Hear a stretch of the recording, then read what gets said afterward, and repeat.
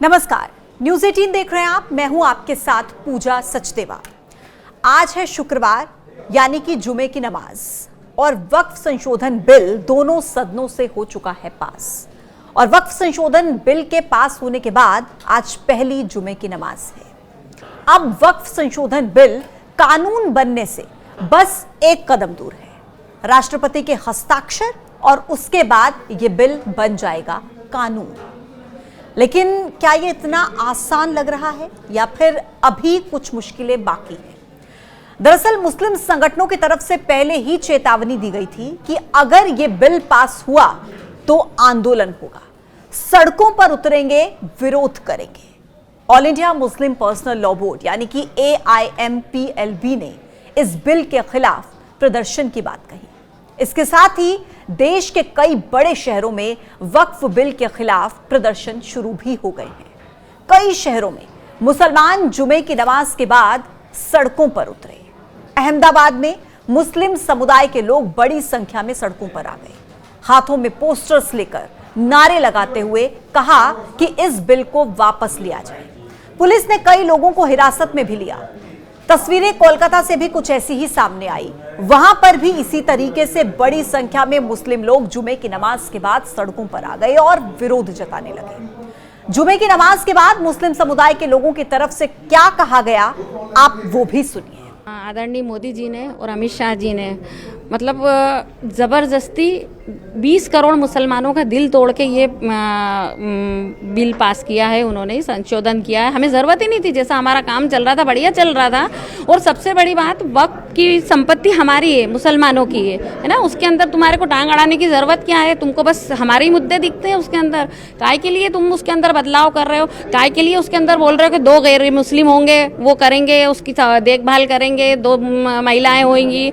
तुम मंदिर, वो गणेश मंदिर का ट्रस्टी मुझे बना दो, चलो 2 मुसलमानों को बना दो। बनाओगे? तुम नहीं बनाओगे ना। फिर काय के लिए फालतू में ये हमारे लिए उदापे करते हो और हमारे हितैषी बनते हो? पीठ में हाथ में छुरा है, पीठ में भोंकने के लिए तैयार हो, आगे से बोलते हैं हम हितैषी हैं तुम्हारे।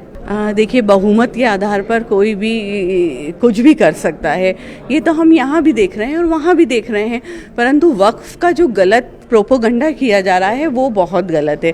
जहाँ भी मस्जिद बनती है, जहाँ भी मुस्लिम उपयोग के लिए कोई भी चीज़ होती है, वो या तो सरकार से खरीदी जाती है या लोग उसको दान करते हैं।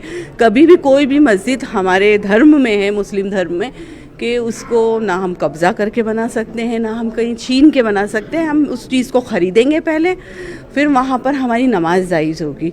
हर एक नियम हमारे इस्लाम में पहले से ही मौजूद है।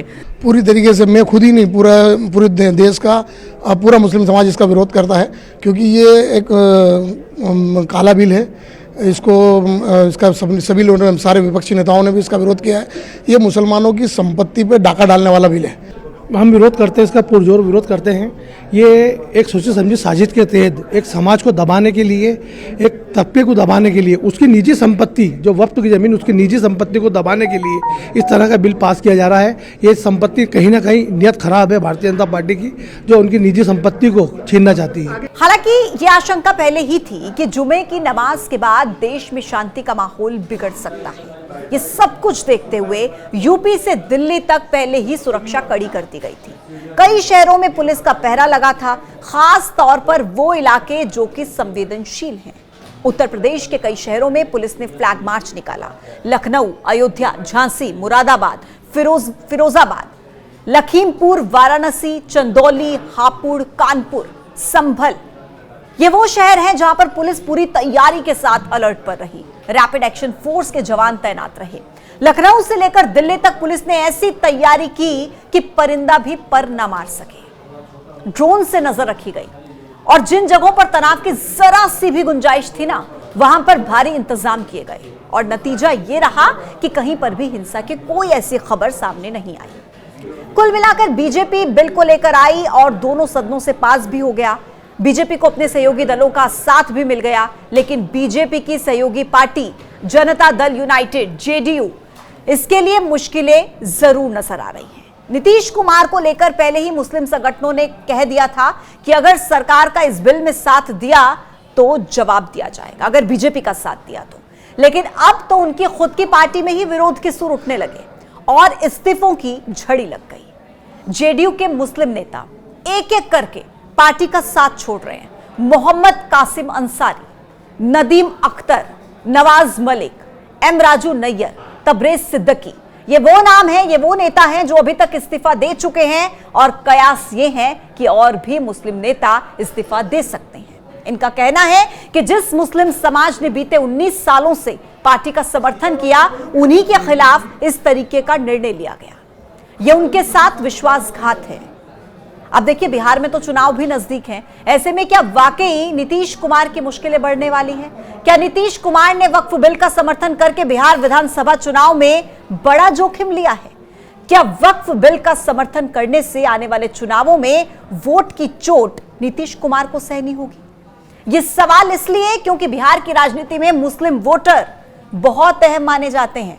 बिहार की 3 से 4 दर्जन सीटें मुस्लिम बहुल हैं, जहां पर मुस्लिम प्रत्याशी के आने के बाद खेल बिगड़ जाता है, खासकर सीमांचल और मिथिलांचल, जहां पर मुस्लिम वोटर की पहली पसंद मुस्लिम कैंडिडेट्स ही होते हैं, क्योंकि बिहार में 17 से 20% मुस्लिम मतदाता है। सीमांचल और मिथिलांचल के अलावा भी भागलपुर, सिवान, गोपालगंज और बेगूसराय, जहां पर मुस्लिम वोटर्स निर्णायक भूमिका निभाते हैं।